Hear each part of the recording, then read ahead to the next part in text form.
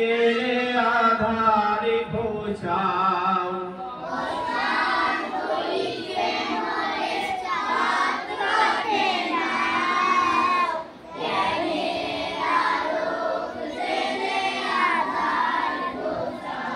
অসদ হইতে মনে সদ পথে নাও গেলে আলো গেলে আধারে ঘোচাও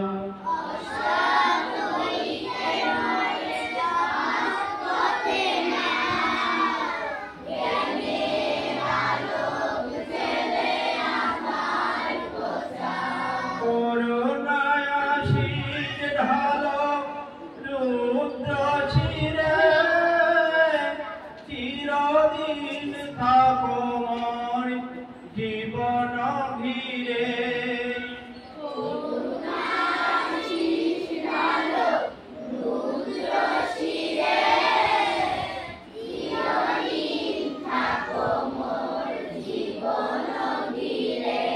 করুণায় আশীর ঢালো রুদ্র শিরে চিরদিন থাকো মোর জীবন ঘিরে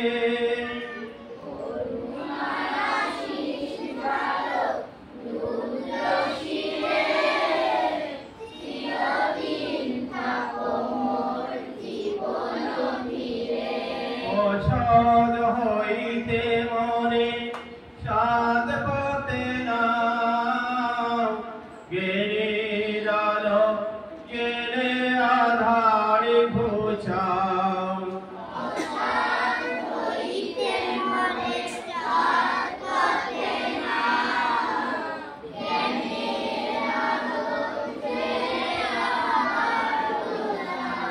অসদ হইতে মনে সাদ পথে নাও গেলে আলো গেলে আধারে ঘোচাও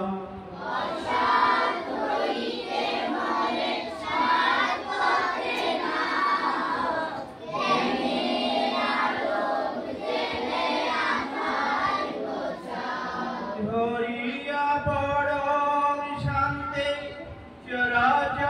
চরাচরময় চির শান্তি পরিমলে ভোর করি গাই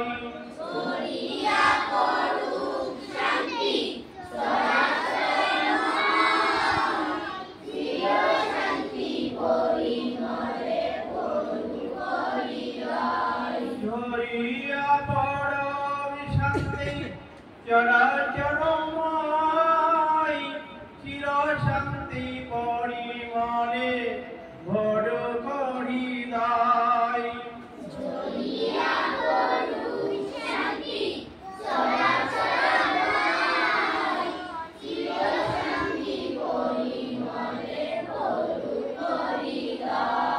অসদ হইতে মনে সাদ পথে নাও গেলে আলো গেলে আধারে ঘোচাও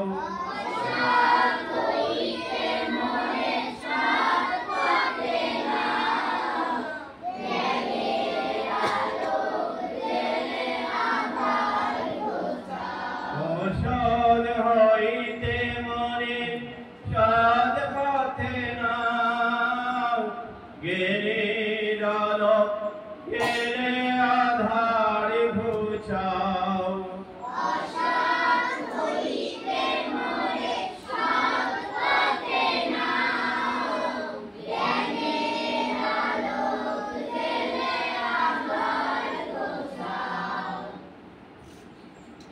এখন গীতা থেকে পাঠ কে আসবে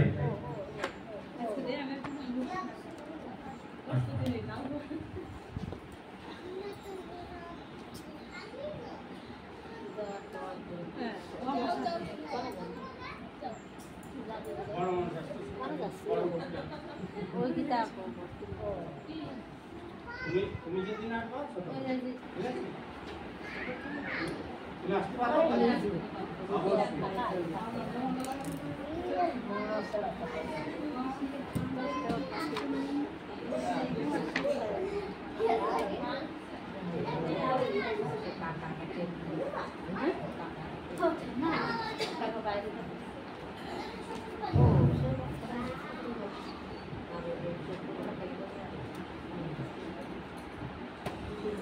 নমস্কার।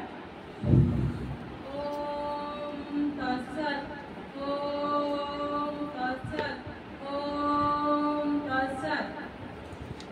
গুরু ব্রহ্মা গুরু বিষ্ণু গুরুদেব মহেশ্বর গুরুরেব পরম ব্রহ্ম তস্मै শ্রী গুরবে নমঃ। হে কৃষ্ণ করুণা সিন্ধু দীনবন্ধু জগৎপথে গোপেশ গোপিকা কান্ত রাধা কান্ত নমস্তুতে। ওম নমো ভগবতে বাসুদেবায়। শ্রীমদ্ ভগবদ গীতা প্রথম অধ্যায় অর্জুন বিষাদীয়। ধৃতরাষ্ট্র উপাসক। ধর্মক্ষেত্রে কুরুক্ষেত্রে সমবেতাयुयुत्सव মামকাং পাণ্ডবাশ্চৈব কিম অকুর্বত সঞ্জয়। ধৃতরাষ্ট্র বললেন, হে সঞ্জয়,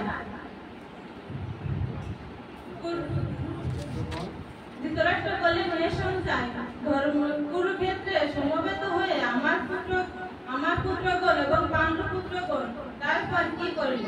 তোমার প্রার্থনা।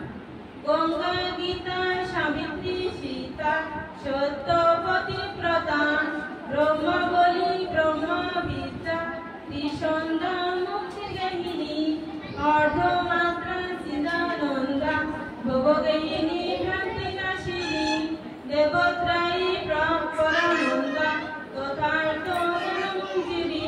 ওম শান্তি ওম শান্তি ওম শান্তি। আসলে নতুন নতুন সবার সামনে দাঁড়ানো, তাই না? আসলে এটা কি মঙ্গল মন্ত্র? এটা গীতা মাহাত্ম্য। এটা হলো মাহাত্ম্য। তো এটা মাহাত্ম্যটা বলতেই হবে। মঙ্গল মন্ত্র কি? ওম ইয়দক্ষরম, যারে আমরা অনেকেই বলি যদক্ষরম, তাই না? ইয়দক্ষরম কৈবষ্টম মাত্রাহীনং চ ইয়দ্ভাবে পূর্ণম ভবতু তৎসর্বম তৎপ্রসাদাৎ জগৎ। এটা হলো ক্ষমা প্রার্থনা। আর মঙ্গল মন্ত্রটা কি? ওম সর্বেষাং মঙ্গলাং ভুয়া সর্বে সন্তু নিরাময়া সর্বে ভদ্রাণি পশ্যন্তু মা কর্ষি দুঃখ ভাব। তার মানে কি? ওম সর্বেষাং মঙ্গলাং ভুয়া মানে সকলে মঙ্গল হোক। সর্বে সন্তু নিরাময়া সকলে নিরোগ। তারপরে সর্বে সন্তু নিরাময়া সর্বে ভদ্রাণি পশ্যন্তু মা কর্ষি দুঃখ ভাব। কেউ যেন দুঃখ ভাগী না হয়, সকলের জন্য কল্যাণ করছে। তো আমরা নরেন্দ্র মোদীর কথা শুনেছি। কে? ভারতের প্রধানমন্ত্রী, একজন বলিষ্ঠ প্রধানমন্ত্রী, তাই না? সারা বিশ্ব যাকে একটা হয়েছে পরিসংখ্যান হয়েছে শ্রেষ্ঠ প্রধানমন্ত্রীকে, নরেন্দ্র মোদী ধারের কাছে অন্যান্য প্রধানমন্ত্রীরা তার জেদি করে এত কোনো মাপে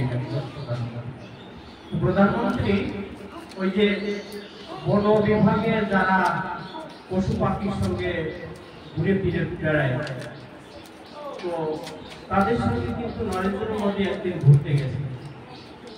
তো ঘুরতে গিয়ে তো তারা একটা অস্ত্র দিচ্ছে নরেন্দ্র মোদীর কাছে যে এবার আমরা তো বাঘের আটকায় যাচ্ছে, মানে বাঘ যে জায়গায় বাস করে সেই জায়গায় যাচ্ছে, বাঘে আক্রমণ করতে পারে, তো আপনি একটা অস্ত্র রাখুন যাতে আপনি নিজেকে রক্ষা করতে পারেন। তো নরেন্দ্র মোদী বলছে যে আমি নিজেকে রক্ষা করব, কিন্তু বাঘটা এমনভাবে আমাকে আক্রমণ করলো যে তার থেকে বাঁচতে হলে আমি তাকে ঘায়েল করতে হবে, তাকে মেরে দিতে হবে। তো এইটা তো আমার দ্বারা সম্ভব হবে না, কারণ আমি অহিংসার পূজারি, মানে হিংসা করি না। তাহলে আমি কি করে এই অস্ত্রটা ধরি? তখন সেই ভদ্রলোক বলছে যে ঠিক আছে, তাহলে অস্ত্রটা আমার কাছে, আমি আপনাকে রক্ষা করব। তো বলে বলছে যে আপনারা ঠাকুরের কাছে মঙ্গলের জন্য কোনো প্রার্থনা করেন না, তা তো করি। তো কোনটা?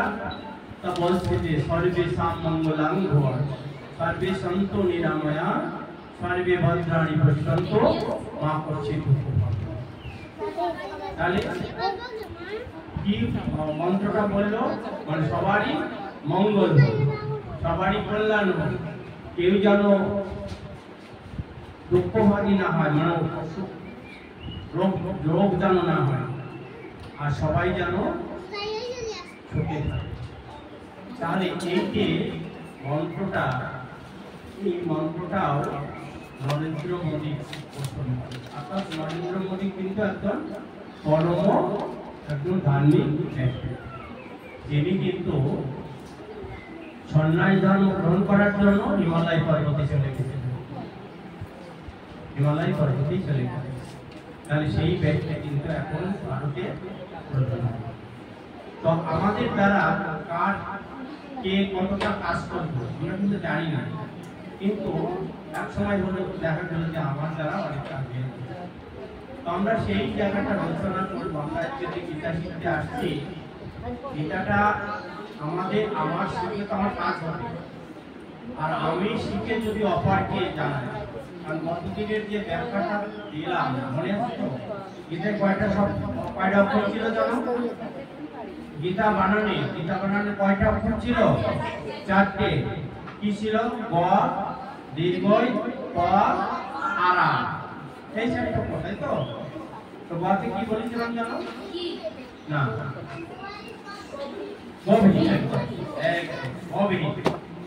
আর দীর্ঘতে ঈশ্বর, আর কতে তত্ত্বে, আর আতে আধা। তাহলে প্রকৃত অর্থে গীতাটা কি দাঁড়ালো? গভীর ঈশ্বর তত্ত্বের আধার কি? গীতা, গীতা, তাই না? তাহলে আমরা সেই গীতার ধারণাটা নিচ্ছি। আর সর্বোপরি আমাদের যে মাহাত্ম্য, স্মৃতি বলছে মাহাত্ম্য যেটা বললো, ওটা কিন্তু 18টা নাম। কার নাম? গীতা, গীতার 18টা নাম। তো ওটাও মাহাত্ম্যের মধ্যে ধরা হয়, কারণ ওই 18টা নামও যদি আমরা উচ্চারণ করি আমাদের মঙ্গল হবে। তো সেই জায়গায় আমি আরেকটা মাহাত্ম্য বলছি, সেটা হলো কি? সর্বোপরি সদ গাবদুগ্ধা গোপালনন্দন পাঠ্য বৎস সুধীর ভক্তা দুগ্ধং গীতামৃতম। তার মানে সর্বোপরিষদের সার হলো এই গীতা। এই গীতা ওই গ্রহণকর্তা ভগবান শ্রীকৃষ্ণ, পানকর্তা মানে যে যিনি পান করেন তিনি হলেন অর্জুন, আর অর্জুনের আমরা হলো মানে আমরাও ওই দুগ্ধটা পান করছি। তার মানে গীতার যে আস্বাদন আমরা তো অনুভব করছি, ভালো লাগছে। যতগুলো শ্লোক আমরা শিখলাম, আজকে শিখলে কতটা শ্লোক শিখবো?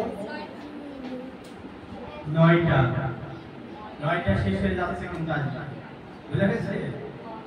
তো যেহেতু আমি প্রতিযোগিতা একটা করে আসলাম, তো বিবেককে যখন বললাম যে প্রতিযোগিতা কিন্তু ব্যাঙাতে হয়ে গেল, বলে যে আমাদেরটাও হবে, ভালো করে হবে।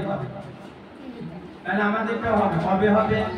তাহলে কেবল শুরু হলো, তাহলে এবছরটা যাক, সামনের বছরই শুরু হবে। তাহলে আমাদের প্রস্তুতিটা এখন থেকে নিতে হবে, তো খুব ভালো করে বলতে হবে। প্রতিযোগিতা যখন হবে তখন শুধু আমি থাকবো, আমি নম্বর দেব, বুঝে গেছে? কারণ আমি নম্বর দিলে পাপড়ি বলবে যে পাপড়ি ফার্স্ট হতে পারেনি, বলবে যে তার আমার সঙ্গে পার্সিয়ালিটি হয়েছে। আর একজন বলবে, শিখা বলবে যে আমার সঙ্গে পার্সিয়ালিটি হয়েছে, তাই বলবে না? এই জন্য আমি ওই যে প্রতিযোগিতা হয়ে গেল, 4টি স্কুল আছে, আমি বলেছি আমি নম্বর দিয়া নাম্বার দিতে গেছে কারা কারা? হাই স্কুলের স্যারেরা। দিনের দত্তে বাবু আসছিল, সে বাবু দিয়েছে নাম্বার, আমি নাম্বারের নাম্বার সবাই পেয়ে দিতে হবে। তাহলে ভালো করে প্রস্তুতি না নিলে নাম্বার ভালো নাম্বার হবে না, তাই না? তো তাহলে আমরা পড়ানো ঢুকে যাই। কোনটা ছিল আমাদের?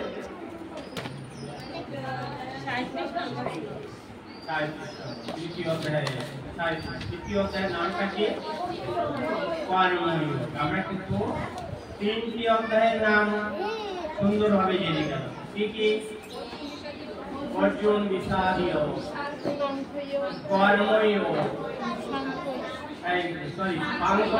সাংখ্যযোগ, তারপরে কর্মযোগ। 3টে নাম শিখে গেছি। আমাদের কতটা নাম জানতে হবে? 18টা। গীতার অধ্যায় কয়টা? 18। আমাদের এই গীতাতে কতটা শ্লোক আছে? গীতায় 700। তো 700 শ্লোক আছে বলে গীতার আরেকটা নাম আছে, কি জানো? কে?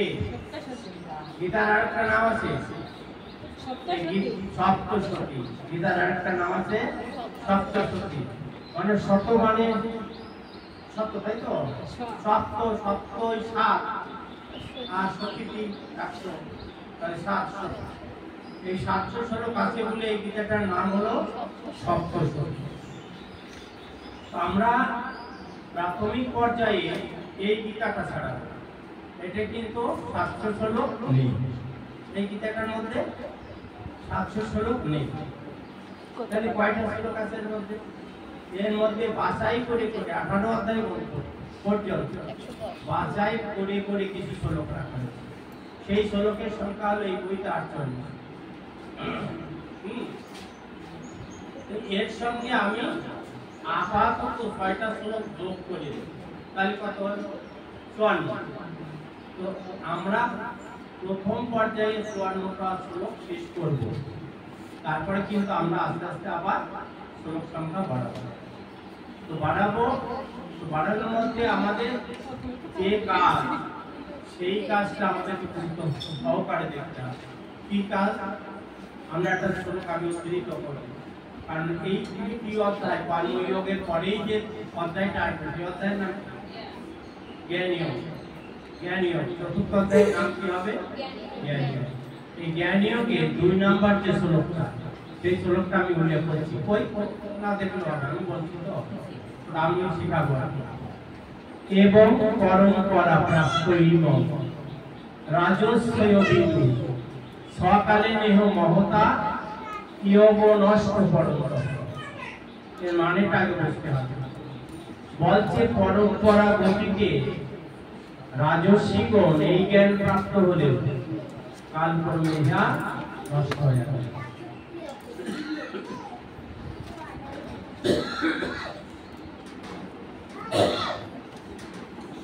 কেন নষ্ট হয়ে গেল এইটা বলেই আমাদের পড়াটা শুরু করব।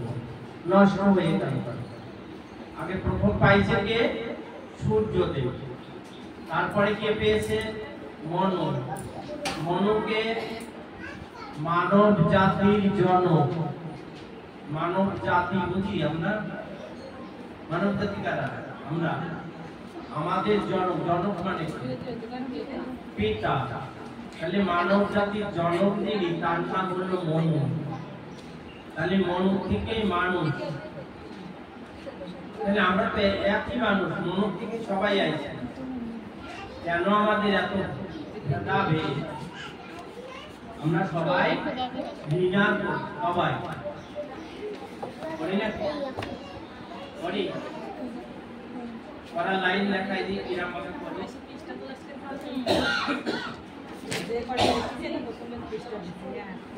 ঠাকুররা বলছে আমরা সবচেয়ে বড়। ভক্তরা বলছে যে ঠাকুরের নিচেই আমরা। আবার বৈশ্য বলছে তার নিচেই আমরা। আর শূদ্র সবাই বলছে শূদ্র সবাই নিচে। তাহলে সবাই কোথা থেকে আসলো? সবাই তো মনু থেকে আসছে, তাই না? তুমি নিচে করলাম কেন? কার কমাইছে গেল? কার কার কমাইছে? 2 জনে। 2 জনে কম কেন? ঠেলা দিচ্ছি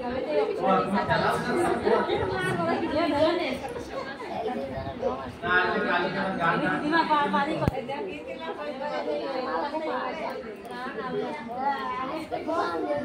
আচ্ছা তাহলে আমরা একটু লক্ষ্য করি এক নড়ে চড়ে বসতে হবে যার ফোন আসছে নড়ে চড়ে তো কি হলো ও আমারও মিলিমিলি কিন্তু এই যে এখন যদি গম আমার কেউ ধরে তাও তো এবার কি হলো কি বলছিলাম জানো তাহলে আমরা দেখলাম যে পরম্পরা গতিতে থেকে আমরা আমাদের জন্য আমরা বিভাজনটা আমরা করেছি আমরা করে আমাদের লাভ হয়েছে না ক্ষতি হয়েছে ক্ষতি হয়েছে কারণ চারটে বর্ণ ভগবান সৃষ্টি করেছেন ঠিকই আছে চারটে বর্ণ দিয়েছে চারটে বর্ণ কে সৃষ্টি করেছেন ভগবানই সৃষ্টি করেছেন কারণ আমরা চতুর্থ অধ্যায়ে পাবো 13 নম্বর শ্লোকেতে চাতুর্বর্ণ্যম ময়া সৃষ্টম গুণকর্ম বিভাগশ তস্য কর্তারম অবিভাগ বৃদ্ধি অকর্তারম অব্যয় মানে ভগবান বলছেন আমি চারটে বর্ণ সৃষ্টি করেছি গুণ কর্ম হিসাবে তাহলে আমি ঠাকুর বাড়ি জন্মগ্রহণ করলে কি ঠাকুর ক্ষত্রিয় ঘরে জন্ম নিলে কি ঠাকুর না কারণ হচ্ছে কি আমি আমার কর্মটা আমি ব্রাহ্মণের ঘরে জন্ম নিচ্ছি আমি রাজনীতি করে বেড়াই আমার ঠাকুর বলবে না আমার কি বলবে ক্ষত্রিয় তাই না ক্ষত্রিয় বলবে তাহলে আমার কর্ম অনুসারে আমার বিবেচনা হবে তাহলে আজকে আমরা গীতা শিখতে আসছি আমি গীতা জ্ঞানটা হয়ে গেল আমাকে কি বলা হবে আমাদের কিছু একটা পদবি তো দেওয়া হবে তাই না তো আমি গীতা জানি বলে আমার একটা পদবি হবে আমি গীতা যদি না জানি এই পদবিটা কি আমার হবে হবে না তাহলে আমরা কিন্তু আজকে জানতে আসছি যে গভীর ঈশ্বর তত্ত্বের আধার এই গীতাকে জানতে আসছি তাই না তাহলে এটা আমরা জানলে কি হবে আমার ঈশ্বরের সঙ্গে আমার সম্পর্ক স্থাপন হবে তাহলে আমি আসলাম কোথা থেকে ঈশ্বরের থেকে আসি আমার ভিতরে যিনি বসে আছেন আমি কে এটা আমি কে এটা আমি কে এটা না আমার ভিতরে যিনি আছেন তিনি কত বড় একেবারে সূক্ষ্ম তাকে দেখা যায় না তাই না দেখা যায় না সেই আমিটা যখন এর খাঁচার ভিতরে না থাকবে এই খাঁচাটা চলে যাবে তাই না এখন তো চলে গেছে গ্রামে তাই না ফেসবুকে দেখলাম আর এমনি হয়নি দেখা তো দেখে চিন্তিছিলাম যে আমার চেনা মতো ফেসবুকে দেখছি একজন যে আমার দাদা বাবু আর এই জগতে নাই মানে আমাদের গ্রামের ওই যে ছেলেটা কত আমাদের মালয়েশিয়া না কোথায় থাকে সেখান থেকে দেখছি আমরা ফেসবুকে দেখলাম তো আমি দেখলাম যে চিনি তো তাকে কিন্তু কোন বাড়ির আমি বুঝতে পারছিলাম না দেখা এই গ্রামে আমি যদি এখানে সবাইকে ইয়ে করি যে কে কোন বাড়ি আমি বলতে পারবো কিন্তু আমার তো চিনা মুখ হয়ে গেছে তাই না সবাই চিনা মুখ হয়ে গেছে তো যাই হোক আমরা কিন্তু এই যে গীতা শিখতে আসছি এই কথাগুলো কেন বললাম কারণ আমরা শুধু গীতার উপরে দাঁড়াতে হবে না গীতার যে আমাদের নৈতিকতার যে ছাপটা সেই ছাপটা আমার ভিতরে নিয়ে আসতে হবে তাই না আর নৈতিকতার পাপ নিয়ে যখন আমরা পথ চলবো তখন কিন্তু আমাদের চলার পথটা আরো সুন্দর হবে তার মানে কিন্তু সুন্দর হবে তো যাই হোক সবাই একটু আমরা তৃতীয় অধ্যায় 37 নম্বর শ্লোকে দিকে চলে যাই সবাই বলি কামেশ ক্রোধেশ রজগুণ সমদ্ভব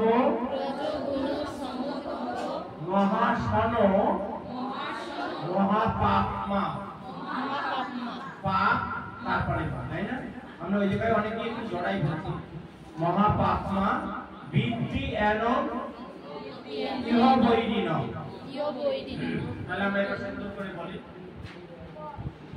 কামেশ ক্রোধেশ রজগুণ সমদ্ভব মহাশন মহাপাপমা বৃদ্ধি এনম ইহ বৈরিণম আমি যে শব্দগুলো বললাম, শব্দগুলো কি কারোর কাছে কোনোটা কঠিন বলে মনে হয় না? কোনোটা কঠিন হয় না। আর উচ্চারণের সময় আমরা সবসময় চেষ্টা করব আমার উচ্চারণ যেন স্পষ্ট হয়, কারণ আমরা প্রত্যেকেই চাইব যে আমাদের কখনো যদি কেউ আমাদের একটু গীতা বলতে বলে, আমরা কেউ না বলবো, উঠে দাঁড়াবো, গীতা বলবো, এবং সেই গীতার শ্লোকটা যেন উচ্চারণটা শ্রোতাদের কানে স্পষ্ট করে বলে। আমি এমন বলবো না যে শ্রোতারা বুঝতেই পারবে না, এমন বলবো না, তাহলে আমার পাঠটা সুন্দর হবে, তাই না? তাহলে আমরা এখন অনুষ্ঠান ছন্দে চলে যাব। অনুষ্ঠান ছন্দে কামেশ ক্রোধেশ রজগুণ সমদ্ভব মহাশান মহাপাপ্মা বিদ্যেন মিহ বৈরিণম কামেশ ক্রোধেশ রজগুণ সমদ্ভব মহাশান মহাপাপ্মা বিদ্যেন মিহ বৈরিণম কামেশ ক্রোধেশ রজগুণ সমদ্ভব মহাশান মহাপাপ্মা বিদ্যেন মিহ বৈরিণম কামেশ ক্রোধেশ আবার বলো তো রজগুণ সমদ্ভব আবার বলো মহাশান মহাপাপ্মা আবার বিদ্যেন মিহ বৈরিণম আবার বলো কামেশ ক্রোধেশ রজগুণ সমদ্ভব মহাশান মহাপাপ্মা বিদ্যেন মিহ বৈরিণম সবার কি হয়ে যাবে? সবাই হবে আজকে? আজকে কিন্তু একটা কথা আমি বলবো। আমি যখন আমার ভিডিওটা আপলোড করছিলাম করেছি, করে যখন আমি নিজে শুনতে গেলাম, তা দেখলাম যে তোমাদের কথাও শোনা যাচ্ছে না। তার মানে তোমরা দুটো ভাইও আসো না, মানে কথাটা এইরকম হবে, কথাটা তো আমার ফোনে আসবে, তাই না?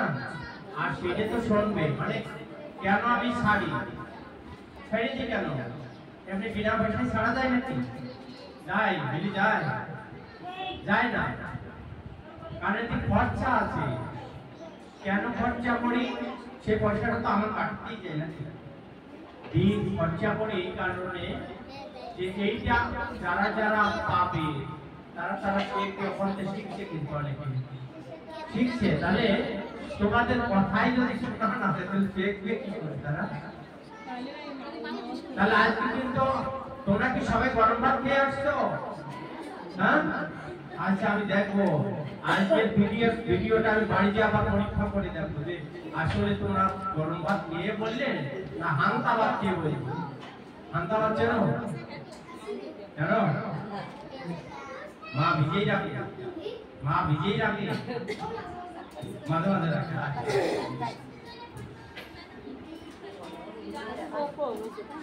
তো আমরা অর্থটা একটু জেনে নিই, তারপরে আমরা ভিডিওটা করছি। মিনিট ভিডিওটা কিন্তু চালু আছে, আমারটা নাই। তো এই যে কাম আর ক্রোধ রজগুণ থেকে উদ্ভূত, রজগুণ থেকে। তো যা দুষ্ট, পূরণীয় এবং অতিশয়োক্ত, সংসারে একে আমরা কি বলে জানবো? শত্রু বলে জানবো। তারপরে আমাদের এটা শত্রু বলে জানতে হবে। তো আমাদের গুণ আছে তিনটি, কি কি? সত্যগুণ, রজগুণ আর তমগুণ। এই কাম আর ক্রোধ হচ্ছে রজগুণ থেকে উদ্ভূত। রজটা খারাপ গুণ, এই যেটা কাম আর ক্রোধ আছে। আর তমগুণ অহংকার, অহংকার আছে না আমাদের? হ্যাঁ, ওর সঙ্গে কথাই বলা যায় না। আমার ভিতরে এত একটা অহংকার হয়ে গেছে, মানে আমি আমাকে নিজেকে খুব বড় বলে মনে হয়, তাই না? যাই হোক, তাহলে আমরা আজকে লিখে শিখাতে পারলে আরো তোমাদের মুখস্থ বেশি হবে, কিন্তু বোর্ডটা পড়ে যাতে আমার মনটা খারাপ হয়ে গেল, এই জন্য লেখা লাগা। তো যারা যারা পিছনে পড়েছে, আমরা কিন্তু একটা কাজ করে ফেলেছি। আজকে একটা হাতি এঁকেছি। হাতিটা সবাই দেখতে পারলো না, হাতির একটা মজার গল্প শোনাই দিয়েছে। যারা যারা ছোট মানুষ মজা লেগেছে, লেগেছে লেগেছে বলে লেগেছে।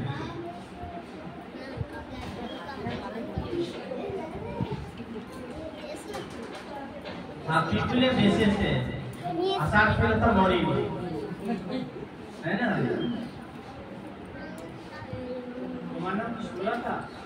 হ্যাঁ, তোমার সঙ্গে কি আমার অ্যাড হয়ে গেছে? আছে? আমি তোমার ইয়েটা পড়ে সামনে দিয়ে তো ঠিক আছে মেনছে।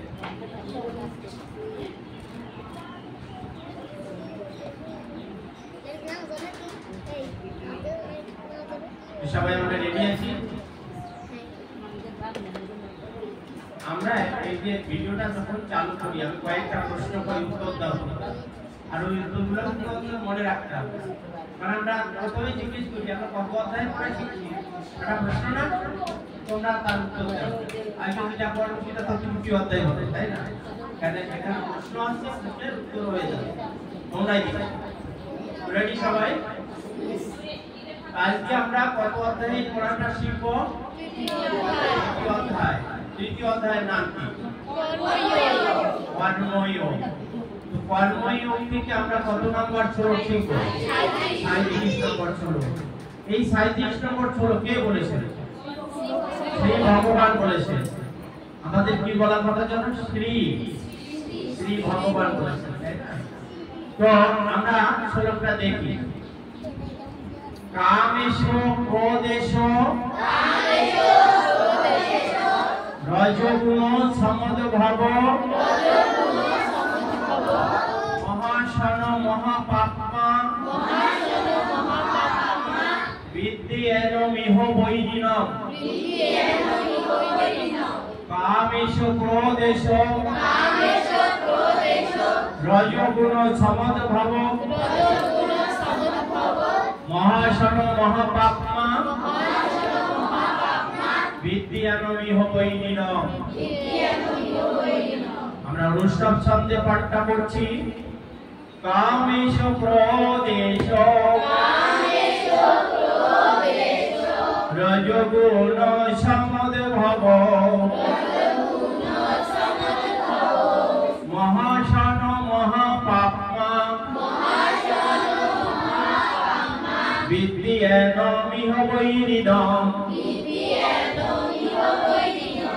সামান্য একটু তুলে দিতে হবে সুরটা, সামান্য, তাহলে সুন্দর হবে।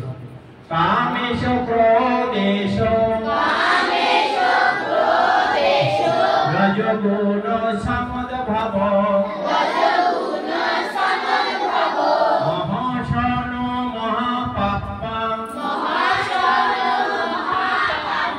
বিদ্যেন মিহ বৈরিণম।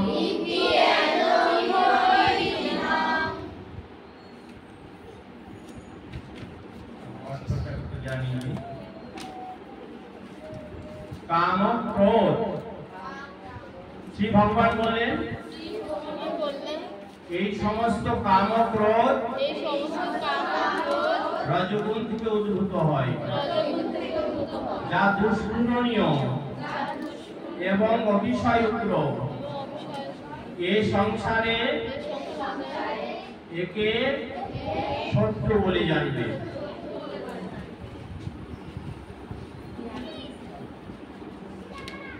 এই বড় দুইদিন পড়ি আজকে কেনিটা কত এই কত পড়ি কোন পড়ি না না এই বড় লেখতে লেখতে কি বলা কোন কা পড়া হ্যাঁ তাহলে স্টার্ট বানাতে হবে,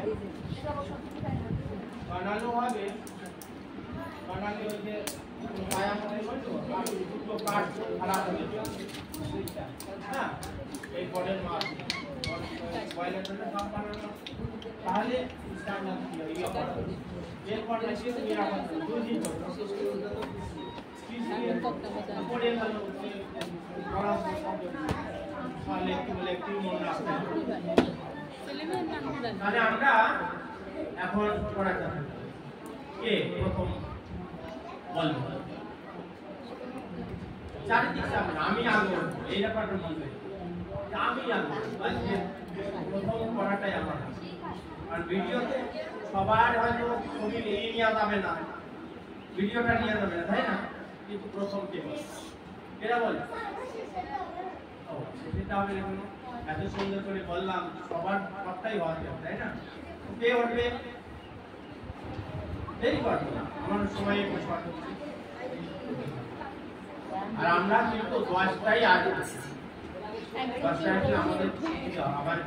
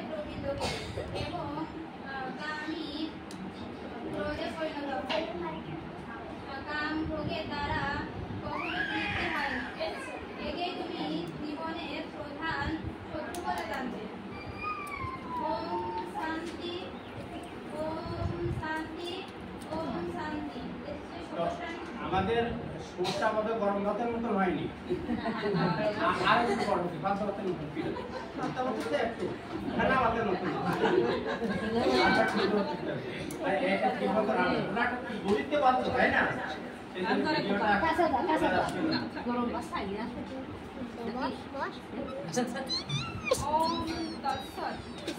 ভগবদ্গীতা তৃতীয় অধ্যায় কর্মযোগ শ্রী ভগবান বাসু কাম এষো ক্রোধ এষো রজগুণ সমুদ্ভব মহাশন মহাপাপমা বিদ্ধি এনম ইহ বৈরিণম। সরলার্থ ভগবান শ্রীকৃষ্ণ বললেন, হে অর্জুন, রজগুণ থেকে উৎপন্ন কামই মানুষকে পাপাচারে প্রবৃত্ত করে এবং এই কামই ক্রোধে পরিণত হয়। কাম ভোগের দ্বারা কখনো তৃপ্ত হয় না, সুতরাং কাম হলো অত্যন্ত পাপকারক। এটাই তুমি জীবনের প্রধান শত্রু বলে জানবে। সুন্দর একটু উদাহরণ আছে। তারপরে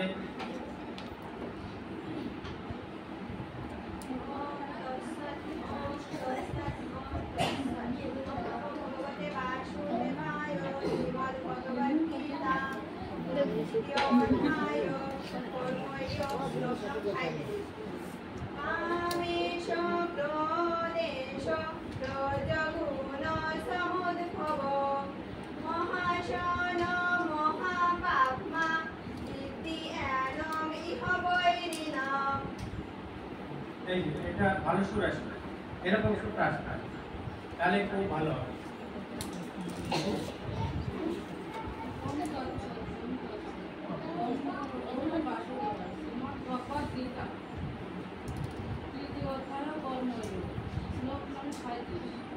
কাম এসো ক্রোধ এসো রজগুণ সমুদ্ভব মহাশন মহাপাপমা বিদ্যানমীয় বৈরিণম। শ্রী ভগবান বললেন, হে অর্জুন, রজগুণ থেকে উৎপন্ন কামই পাপে পরিণত হয়। পাশে বসিস এই কামই ক্রোধে পরিণত হয়। তোমরা পড়াশোনার ভুল এটা তুমি সঙ্গে বলে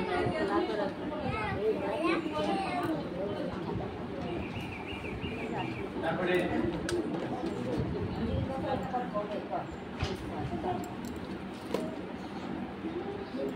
ওম তৎসৎ। ওম নমো ভগবতে বাসুদেবায়। শ্রীমদ্ ভাগবত গীতা তৃতীয় অধ্যায় কর্মযোগ শ্লোক নং 37। কামেশ ক্রোধেশ রজগুণ সমুদ্ভব মহাশান মহাপাপমা বিদ্যেনম ইহ বৈরিণম। সরলার্থ, শ্রী ভগবান বললেন, হে অর্জুন, রজগুণ থেকে উৎপন্ন কামই মানুষকে পাপাচারে প্রবৃত্ত করে। এই কাম থেকেই ক্রোধের উৎপন্ন হয়। কাম কখনোই ভোগের দ্বারা পরিতৃপ্ত হয় না। আর এই কারণে কাম হলো অত্যন্ত পাপ কারক। এই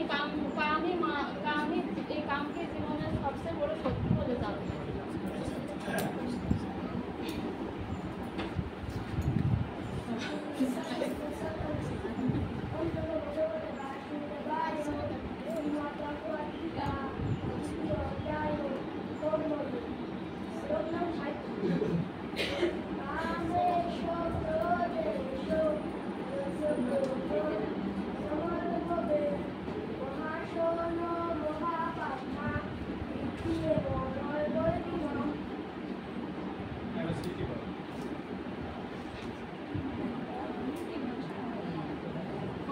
ভগবতে বাসুদেবায়। শ্রীমদ্ ভগবত গীতা তৃতীয় অধ্যায় কর্মযোগ। এই ভগবান 37 নম্বর শ্লোক। কামেশ ক্রোধেশ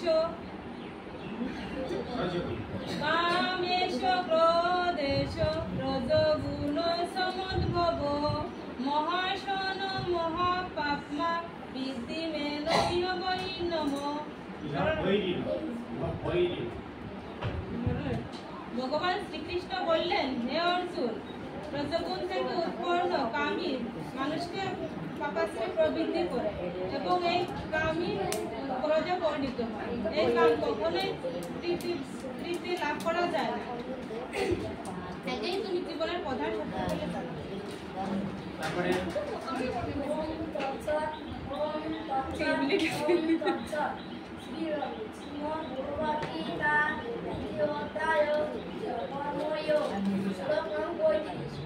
কামেশ ক্রোধেশ রজগুণ সমুদ্ভব মহাশন মহাপাপমা বিদ্যেনমীয় বৈরিণম।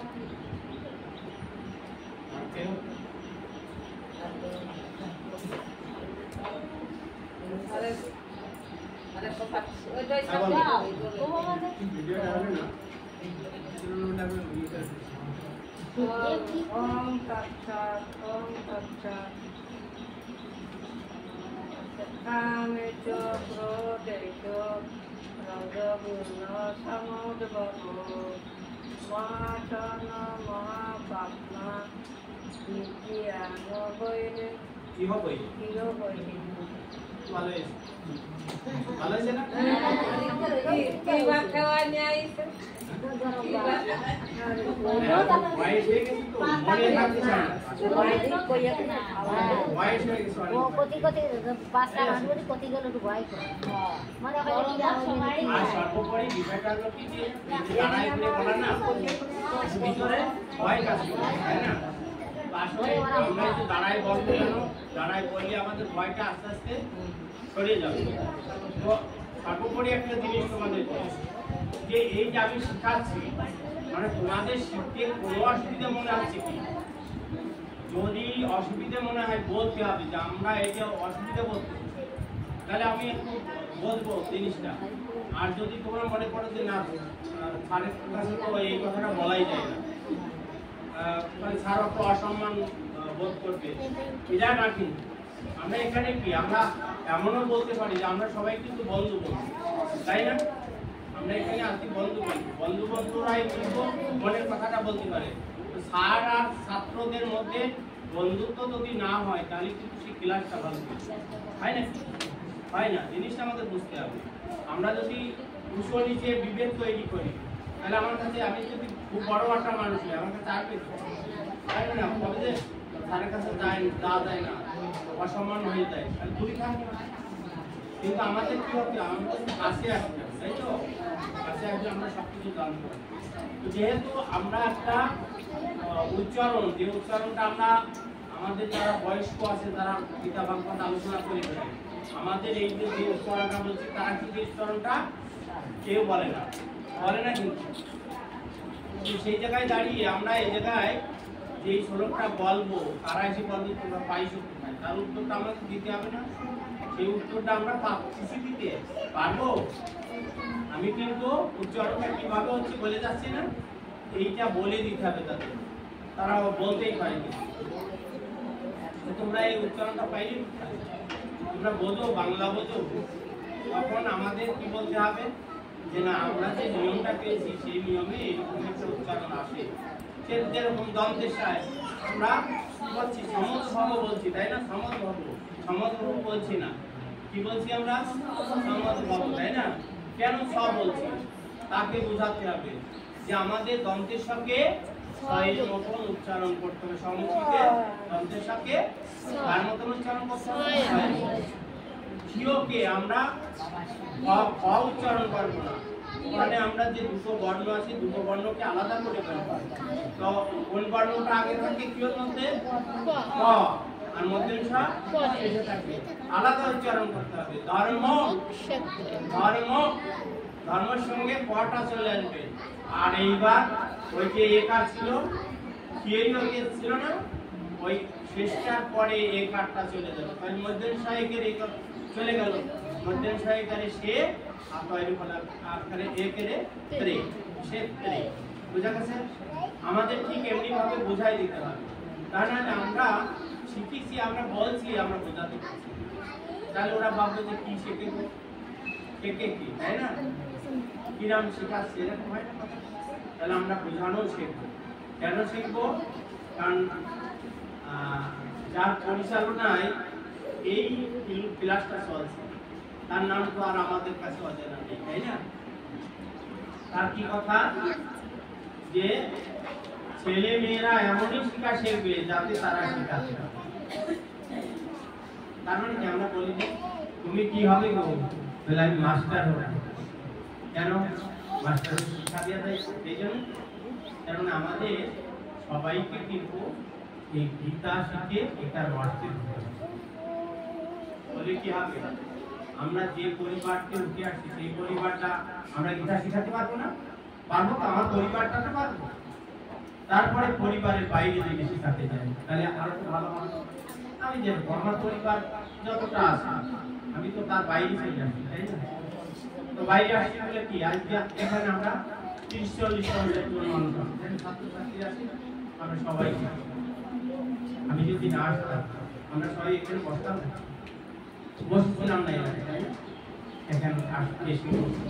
যাই হোক, আমরা এইভাবে পড়াটা কি করবো, আমরা মনটা খুলে বলবো। আমার যতটা সাউন্ড আছে, যে সাউন্ডটা ভালো সাউন্ডটা বের হবে সেই সাউন্ডটা আমার বের করে নিয়ে আসতে হবে। আমি এমন ভাবে বলবো না যে আমি আস্তে আস্তে ভালো শুনতে যাচ্ছি কিন্তু কারো কানে যাচ্ছে, ওটা না। আমি সবাইকে শোনাবো, কারণ আমার কথার জন্য অনেকেই তাকিয়ে আছে কথাটা শোনার জন্য। সেই কথাটা যদি আমার কানে না পৌঁছায় তাহলে আমার কষ্ট লাগবে না? আমি সবাইকে সুখ দিতে চাই, আমার কষ্ট, আমি সবাইকে সুখ দিতে চাই, আমার কাজ করছে, তাই না? আমি নিজে সুখী হব, সেই সুখটা কিন্তু ভালো সুখ না, কিন্তু একজনকে সুখী করানো সবচেয়ে বড় সুখ। যাই হোক, আমরা বলছিলাম যে আমার এই ছোট্ট বইতে কয়টা শ্লোক আছে? 48। আমি বলছিলাম যে ওখানে আমি আরো 6টা শ্লোক বেশি শিখতাম। আমরা তৃতীয় অধ্যায় থেকে আমরা 3টে শ্লোক শিখলাম। ঠিক কোনটা কোনটা? একটা শিখেছি 13, 37, আরটা 37। আমাদের তৃতীয় অধ্যায়ের এই 3টে আজকে শেষ। ঠিক আছে, আমরা পরবর্তীতে যখন আমরা এই 54টা শ্লোক শেষ করে আসবো, আমরা তারপরে আবার বাড়ানো শুরু করব। ঠিক আছে, তাহলে আমরা এবার চতুর্থ অধ্যায়ে চলে যাব। তো চতুর্থ অধ্যায়ে যাব মানে কি? এই চতুর্থ অধ্যায়ে গিয়ে সেই 6 শ্লোকের পরে আগে দাঁড়া। তোমাদের কাছে যে বই আছে শ্লোকটা আছে, কিন্তু আমার এই ছোট বইতে ওই শ্লোকটা নাই। তাহলে চতুর্থ অধ্যায়ের 1 নম্বর শ্লোকটা সবাই বেশি করে। এটা কিন্তু আমার এই ছোট্ট বইতে এখান থেকে এই 1 থেকে 6 পর্যন্ত শ্লোক নাই। ঠিক আছে, তো এই 6টাই এখন 6টার একটা শেখাচ্ছি আপনাদের। 6 বের করেছো? তো দেখো আমি বলি, সবাই করো। ইমং বিবস্বতে ইয়গম। ইমং বিবস্বতে ইয়গম কি বললাম আমি? ইমং বিবস্বতে ইয়গম। যোগম আছে, তাই না? ইয়গম। তাহলে আমরা কয়টা শব্দ পেলাম? 3টে। ইমং বিবস্বতে ইয়গম। বিবস্বনটা কি আমরা চিনি? বিবস্বন কেউ চিনি? বিবস্বন হলো সূর্য। বিবস্বনকে সূর্য, সূর্যের নাম। যাই হোক, আমরা 3টে শব্দ শিখলাম। ইমং বিবস্বতে ইয়গম প্রক্ত বানাহাম অব্যয়। হ্যাঁ, কি কি বললাম? প্রক্ত বানাহাম অব্যয়। তারপরে লাইনে বিবস্বান মনবে ব্রাহ। বিবস্বান মনবে ব্রাহ। মনো ইচ্ছা, পরের লাইন মনো ইচ্ছা কবে হ অপ্রবি। হ্যাঁ, মনো ইচ্ছা কবে হ অপ্রবি। আমাদের 1 নম্বর শ্লোকটা এটা। তাহলে আমি আরেকটা বলি, সুন্দর করে বলি, সবাই মনে যাবে। আমরা কি করব? পার ঘাটাতে পার হতে পারবো যদি আমাদের মন এক হয়। তাহলে আমরা কি হচ্ছে? আমরা এখন পাটে আছি, তাই না? মন কোথায় দেব? পাটে। এই পাটেই দিতে হবে মন। অন্য জায়গায় মন দিলে আমরা ভালো করে বুঝবো না। আর এই পাঠ যখন পাঠ দেওয়া শুরু করবো, তখন তো কথা বলা যাবে না। একজন কথা বললে পাশের জনের ডিস্টার্ব, তার ক্ষতি হয়ে যাবে, তাই না? তাহলে আমরা আবার লক্ষ্য করি, এবং বিবস্বতে ইয়গম। সবাই বসা। প্রক্ত বানাহাম অব্যয়ম। বিবস্বান মনবে প্রাহ। মনো ইচ্ছা কবে হ প্রবি। ইমং বিবস্বতে ইয়গম প্রক্ত বানাহাম অব্যয়ম। বিবস্বান মনবে প্রাহ। মনো ইচ্ছা কবে হ প্রবি। এখন কি একটু সহজ সহজ মনে হচ্ছে উচ্চারণটা? প্রথমটা একটু কঠিন কঠিন মনে হচ্ছিল, তাই না? তা আরো ছেড়ে দেবে। আরো যখন আমি আরো দেবো, আরো ছেড়ে দেবে একদম। আবার বলি, ইমং বিবস্বতে ইয়গম প্রক্ত বানাহাম অব্যয়ম। বিবস্বান মনবে প্রাহ। মনো ইচ্ছা কবে হ ব্রবি। আমরা এবার অনুষ্ঠিত ছন্দে পাঠটা করি, সুরের সঙ্গে আমার শব্দগুলো আরো সুন্দর পরিষ্কার হয়ে যাবে। ইমং বিবস্বতে ইয়গম প্রক্ত বানাহাম অব্যয়ম। বিবস্বান মনবে প্রাহ। মনো ইচ্ছা কবে হ ব্রবি। ইমং বিবস্বতে ইয়গম প্রপ্তবানহমব্যয়ম বিবস্বন মনবে প্রাহ মনো ইচ্ছা কবে ব্রবীত ইমম বিবস্বতে যোগম প্রপ্তবানহমব্যয়ম বিবস্বন মনবে প্রাহ মনো ইচ্ছা কবে ব্রবীত। আমাদের কি জিভায় আর বাজছে? আর বাজছে না, তাই না? আচ্ছা আমরা কি সবাই একটু মিলে বলি একবার, ইমম বিবস্বতে যোগম প্রপ্তবানহমব্যয়ম বিবস্বন মনবে প্রাহ মনো ইচ্ছা কবে ব্রবীত। আমরা এর অর্থটা একটু জেনে নিই। অর্থটা হলো শ্রী ভগবান বলছেন এই অব্যয়, এটা কি? এটাটা কি? অব্যয়। তো এই অব্যয় যোগটা আমি সর্বপ্রথম সূর্যকে দিয়েছি। কাকে দিয়েছিল বললেন? সূর্যকে। সূর্য তৎপুত্র মানব জাতির জনক মনুকে দিয়েছিল। মানব জাতির জনক আমি প্রথমে আলোচনা করেছিলাম, তাই না? মানব জাতির জনকে মনু। তাহলে সূর্যের পর কাকে দিয়েছিল? সূর্য কাকে দিয়েছিল? মনুকে। মনু কাকে দিয়েছিল? ইক্ষ্বাকুকে।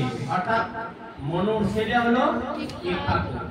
তাহলে এই যে বংশ পরম্পরায় কি পাচ্ছে না? গীতা, তাই না? তাহলে এই কথা অর্জুনকে কেন ভগবান বলতে গেলেন? কারণ অর্জুন ভেবেছিল যে এই যে গীতার যে জ্ঞানটা, এই জ্ঞানটা আমি সর্বপ্রথম ভগবান আমাকেই দান করছেন। এই কথা যখন মনে মনে ভেবেছেন, ভগবান জানতে পেরে চিন্তা করলেন যে আমি যে জ্ঞানটা কাকে প্রথম দিয়েছিলাম অর্জুনকে বলা দরকার। তো উনি বললেন, কি বললেন? যে আমি প্রথমে সূর্যকে দিয়েছিলাম, সূর্য সেই জ্ঞানটা মনুকে দিয়েছিল, মনু সেই জ্ঞানটা ইক্ষ্বাকুকে দিয়েছিল। তাহলে কত আগে এই জ্ঞানটা তারি ভগবান দিলেন সূর্যকে? আমরা যদি এবার বিশ্লেষণ করি, বিশ্লেষণে কি পাবো? সূর্যের জন্মটা কবে, তাই না? আগে জানা দরকার। তো আমাদের যুগ কয়টা? চারটি যুগ। কি কি? সত্য, ত্রেতা, দ্বাপর, কলি। কেন হলো? 1 3 2 4 হলো কেন? আমরা বুঝতে পেরেছি? আমি কি বললাম? 1 3 2 4 হলো কেন? এ তো হওয়ার কথা ছিল না। আমরা তো যেখানেই পড়তে যাই সেখানে পড়ি তো 1 2 3 4। কিন্তু আমি তোমরা যা বললে সেই কথার উত্তর দিচ্ছি যে তোমরা কেন বলছো 1 3 2 4 কেন বলছো? বুঝে যায় আমার কথাটা? না আমরা যেটা ডুবিনি, তাই তো? তাহলে আমি এখন যাই।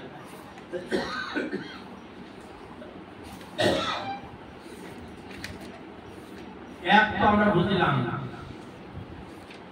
তারপরে দাপর মানে দাতে 2 হয়, আর তেতে 3 হয়। তাহলে আমরা বলছি কি সত্য ত্রেতা, তার মানে কি 3 আছে না? আর তারপরে বলছি দাপর, তারপরে তাহলে কেন হলো এটা? কেন হলো আমরা জানি? আসলে 1 2 3 4 হওয়ার কথা ছিল, তো হলো কেন? আমরা অহল্যার নাম শুনেছি। অহল্যা কি হয়েছিল? অহল্যা পাথর, অহল্যা পাষাণ হয়ে গেছে। পাষাণ হয়ে গেছে। পাষাণ যখন হয়ে গেছে তো তখন তার ছেলে ভগবান বিষ্ণু আরাধনা করলেন। ভগবান তুষ্ট হয়ে বললেন, কি চাও তুমি? তো বললেন যে আমার মা তো অভিসম্পদ হয়ে গেছে মার উপরে, তো ত্রেতা যুগে সে পাষাণ মুক্ত হবে শ্রী রামচন্দ্রের পদ স্পর্শে। তো এই সত্য চলছে, তারপরে দাপর, তারপরে তো ত্রেতা। আমার মা এতদিন পাষাণ হয়ে থাকবে তা তো আমি চাই না। আমার মাকে কৃপা করে উদ্ধার প্রাপ্ত করুন খুব তাড়াতাড়ি। ভগবান বলেন যে না, তোমার মা তো ত্রেতা যুগেই উদ্ধার প্রাপ্ত হবে। তো ভক্তির আকুল আহ্বানে কি করলেন ভগবান? বললেন ঠিক আছে, তোমার জন্য, তোমার মার জন্য আমি যজ্ঞে একটু পাল্টে দিলাম। তো সেই দিন থেকে কি হলো? যোগ কি হয়ে গেল? সত্য ত্রেতা ব্যাপার করলেন। সত্যের পরে অহল্যা পাঠানো। বুঝা গেছে ব্যাপারটা? তাহলে সেই সত্য যুগের পরমায়ু কত বলেছিলাম মনে আছে? 17,28,000 বছর। সত্য যুগের পরমায়ু কত বলছিলাম? 17,28,000 বছর। তারপরে ত্রেতা যুগের পরমায়ু কত ছিল? ত্রেতা যুগের পরমায়ু হলো 12,96,000 বছর। কি বললাম আমি? 12,96,000। এরপরে চলে আসলো দাপর যুগ। দাপর যুগের পরমায়ু কত? 8,64,000 বছর। কত বললাম? 64, 34টা 8,64,000 বছর। এরপরে কলি, কলি পরমায়ু কত? 4,32,000 বছর। আমরা বলছি কি কলি প্রায় শেষ হয়ে গেছে গো, কি শুরু হয়ে গেছে? অর্ধেক কেন, 32 শেষ হয়নি, কেবল 5,124 বছর কলি নাই। বুঝা গেছে? কেবল 5,124 বছর হয়েছিল কলির আয়ু। বা কলির আয়ু কত? 4,32,000 বছর। তাহলে কিছু হয়েছে নাকি? কিছু হয়নি। এইবার আমরা একটু এগোই, কারণ আমরা তো সূর্যের কাছে যাবো, তাই না? সূর্যের কাছে যেতে হবে না?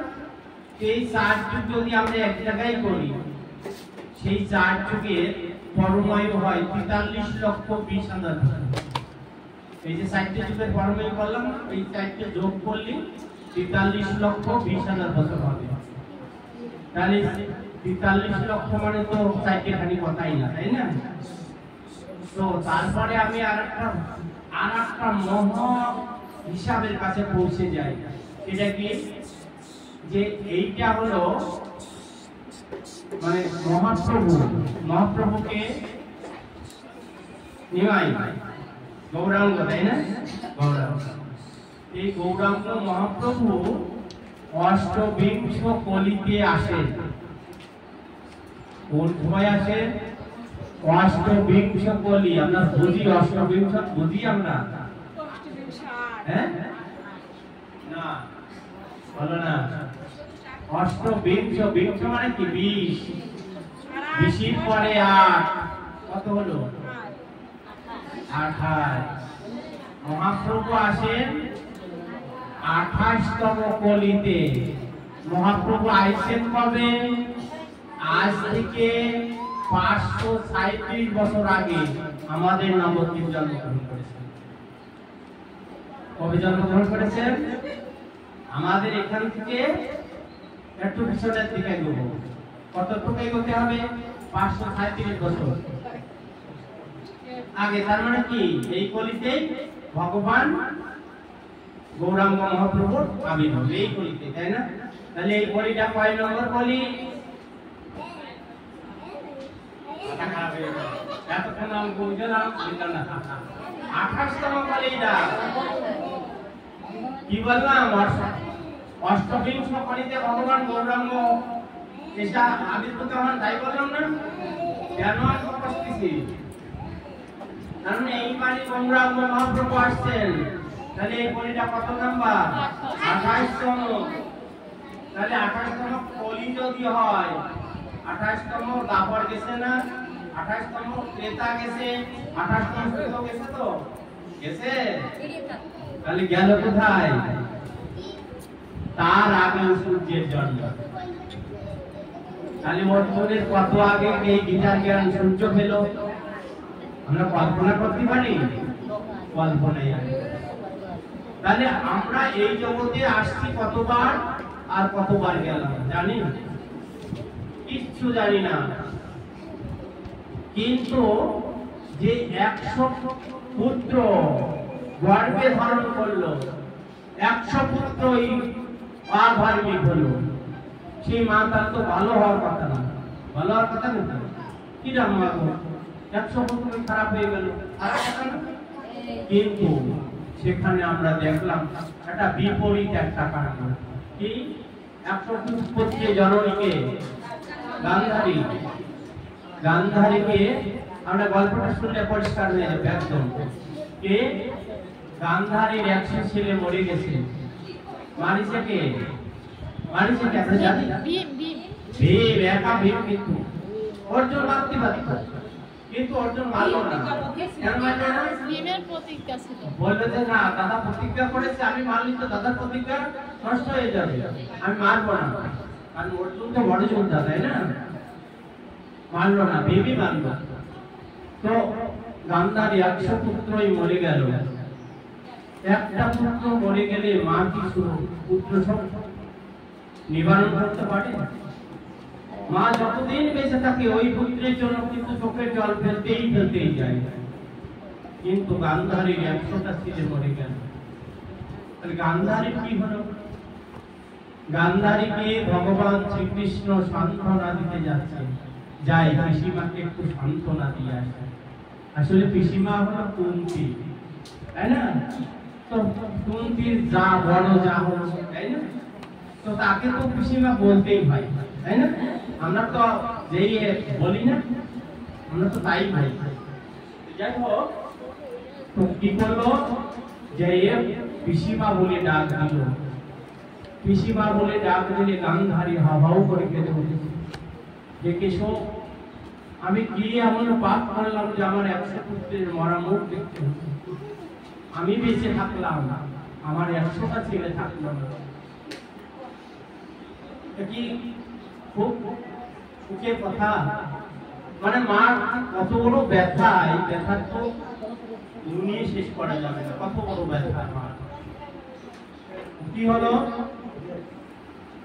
বলছি যে হে কেশব, আমি যে 50 জন্ম কোনো পাপ করিনি। আমি আসল জায়গায় চলে যাচ্ছি। গান্ধারী বলছে যে আমি 50 জন্মে কোনো পাপ করিনি। তাহলে গান্ধারী কত জন্মের কথা বলতে পারলো? 50 জন্মে। তাও সেই 50 জন্ম বলছে আমি কোনো পাপ করিনি। আমরা কি বলতে পারছি যে আমরা এই যে এটা স্কুলে আসছি, আস্তে আস্তে কোনো পাপ করিনি বলতে পারছি? না না, কোনোভাবেই বলতে পারছি না। কারণ আমি আসার সময় আমার পায়ে পিষ্ট হয়ে একটা পিঁপড়ে মরেছে, সেটাও আমার একটা অপরাধ। আর ওই পিঁপড়েটার জন্ম আমি দিইনি, ভগবানের সৃষ্ট জীব, তাকে মারার অধিকার আমার নেই। আমি মারলেই আমি অপরাধী পড়ব, তাই না? তাহলে আমরা কত না পাপ করছি, কিন্তু গান্ধারী বলছে 50 জন্মে আমি কোনো পাপ করিনি। এই কেশব কি অপরাধ করলাম? কেশব বলছে, কেশব মানে ভগবান শ্রীকৃষ্ণ, তাই না? ভগবান বলছে পিসিমা গো, তুমি 50 জন্মের আগের জন্মের কথা জানো না? বলছে যে না, আমি ওই জন্মের কথা জানি না। যেরকম আমরা বলতেই পারছি না আমরা এই জন্মের আগে কি ছিলাম, বলতে পারছি না। তাহলে আমরা কি আছি? আমরা অন্ধকারে ডুবে আছি, মায়ায় ডুবে আছি, তাই না? মায়ায় ডুবে থাকার জন্য আমরা সেটা দেখতে পাচ্ছি না। তো কি হলো, বললো যে না, আমি তো 50 জন্মের আগের জন্মের কথা বলতে পারবো না। এসব বলছে পিসিমা, এই 50 জন্মের আগের জন্মে তুমি একজন রাজনন্দিনী ছিলে। রাজনন্দিনী, আমরা বুঝি রাজনন্দিনী কথাটা, রাজার মেয়ে। বলে যে তুমি একজন রাজার মেয়ে ছিলে। খেলার ছলে, মানে কিসের ছলে? খেলার ছলে। আমরা খেলাধুলা তো করি, আমরা যারা বয়স্ক হয়ে গেছে তারাও খেলি না? কেউ ক্যারাম খেলে, কেউ তাস খেলে, এরকম খেলে। তো এইভাবে বলছি যে তুমি খেলার ছলে 100টা প্রজাপতি মেরেছে খুবই সুন্দর যে মালা গাঁথিছে। প্রজাপতির মালা গাঁথি কি সুন্দর দেখায়, ডানাটা মেলাই রয়েছে আর মালা গাঁথিছে একেবারে সুন্দর করে। এই 100টা প্রজাপতি মালা গেঁথে তুমি গলায় ফেলেছে। প্রজাপতিটা সৃষ্টি করেছিল কে? ভগবান। গান্ধারী মেরে ফেলল, সেই রাজধানী মেরে ফেলল, অপরাধ হলো না?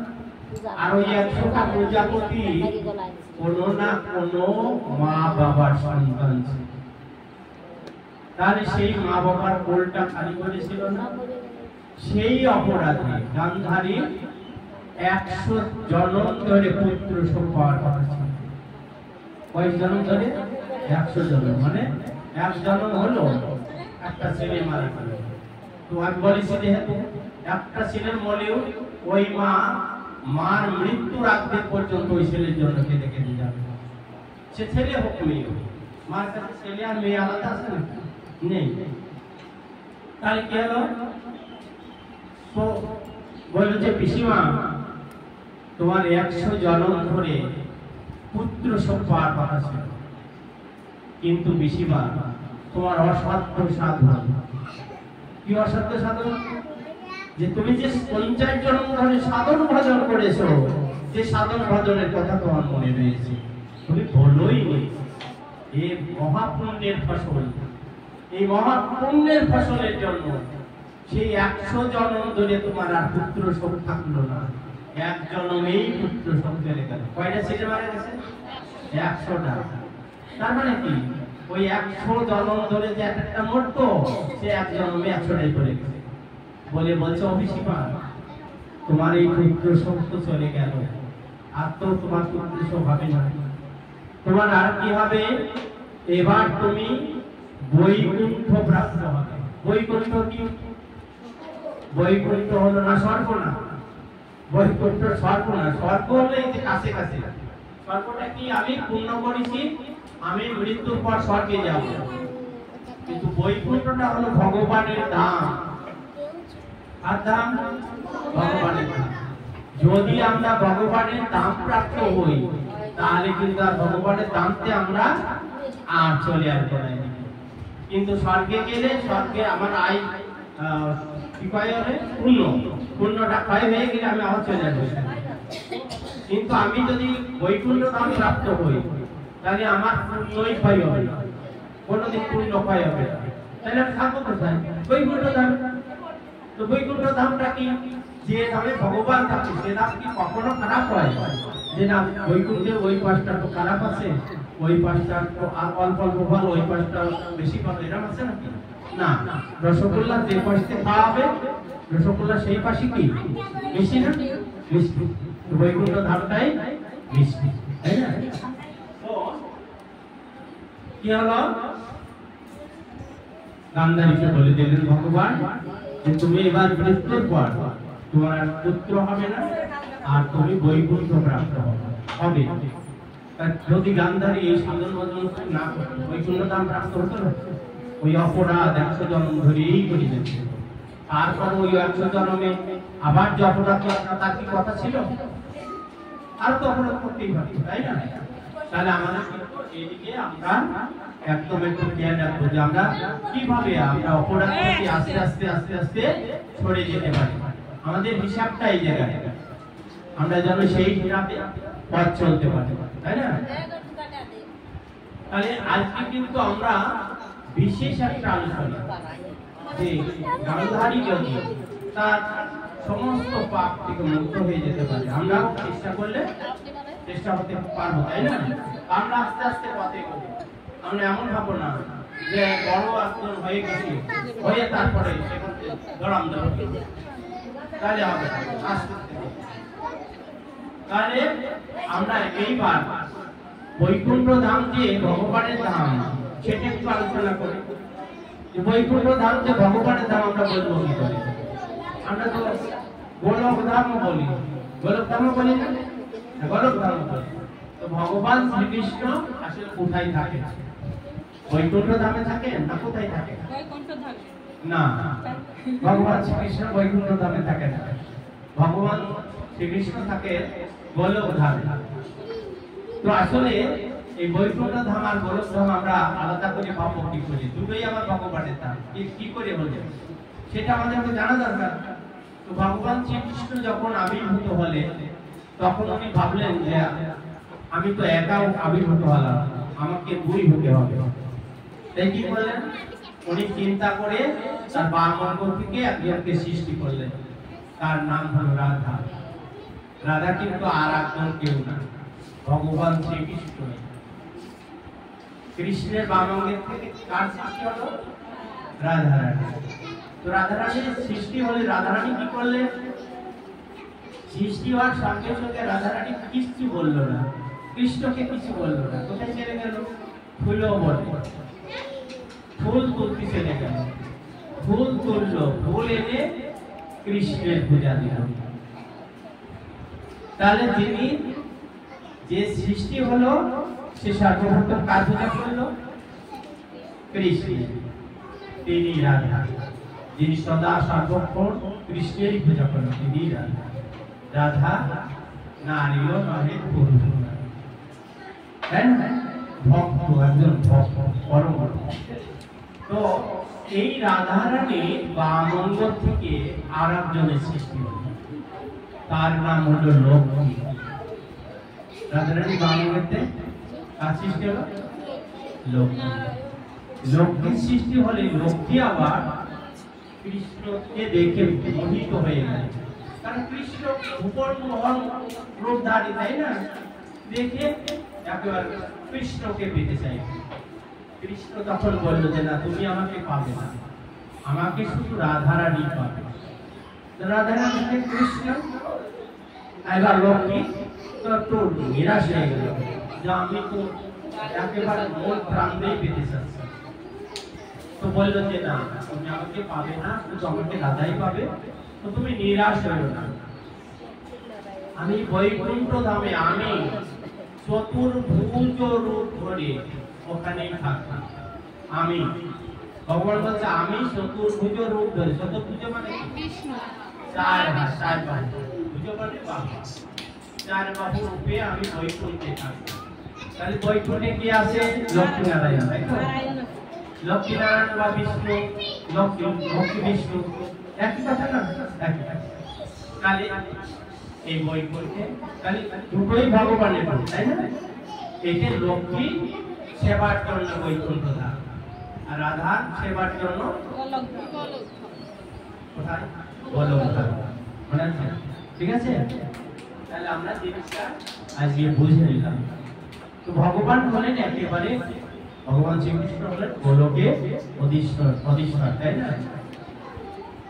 তো সেখানেও নৃত্য রাসলীলা হয়।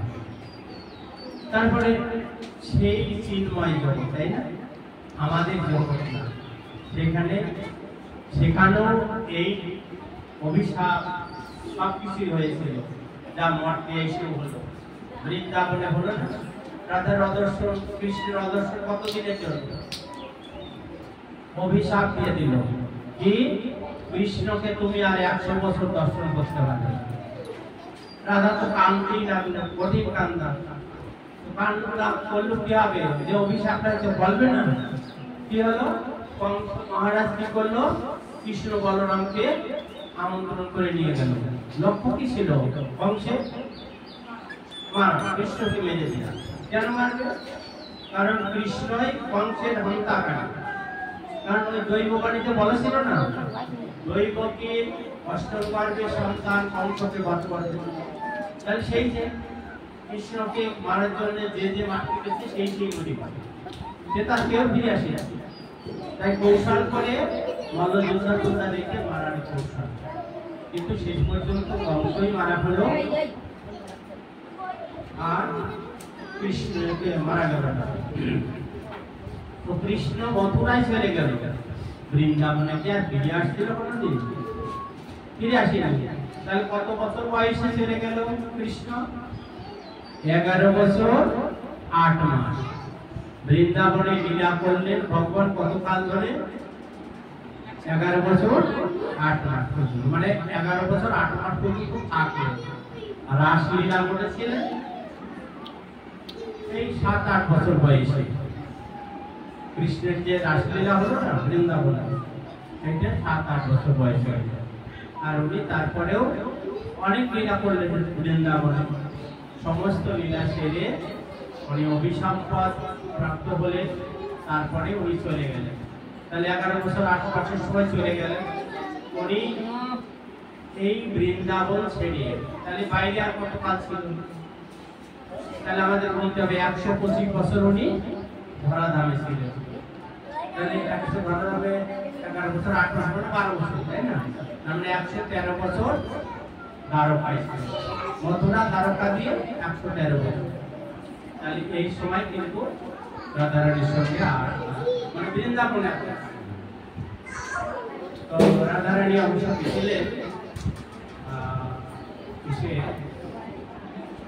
একটা জায়গাটার নাম মনে হচ্ছে না, সেখানে দেখা করতে গেছিলেন। তো সেখানে অনেক কথা আর বলবো না, বলতে গেলে মনে হয় 12টার বেশি বেজে গেছে। নাম ডাকতে হবে, তাই না? নাম ডাকতে হবে। তোমাদের জন্য আমার কিছু কিছু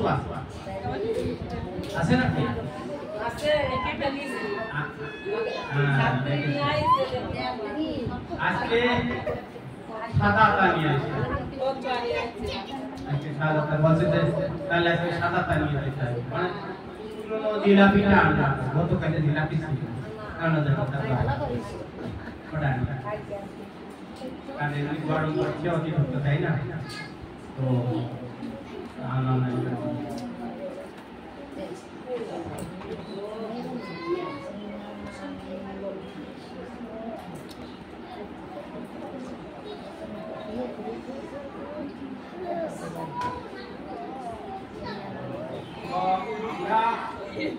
আবার আমাদের পরিচালক বাবুকে পেয়ে যাচ্ছে আর অল্প দিনের মধ্যে, কারণ এই মাসটা চলেই গেল না, শুরু হলো সামনের মাসের 5 তারিখে রওনা, 6 তারিখে পৌঁছে যাবে।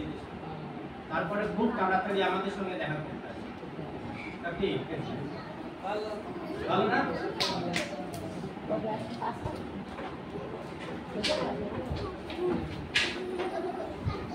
তো আমরা যত সুন্দর করে পাঠটা গ্রহণ করব, সবচেয়ে বড় খুশি যিনি হবেন তিনি বিবেক। তাই তো সবচেয়ে বড় খুশি হবে যে আমরা যদি মানে ছাত্রছাত্রী যারা যদি আমরা খুব ভালো করে শিখতে পারি, আমাদের পরিচালক যখন খুশি হবে আর খুশি আর কেউ হবে না। হবে নাকি? হবে। আর আমারও কি খুশি খুশি, তাই না?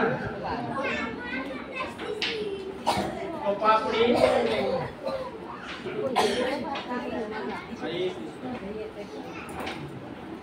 রিয়া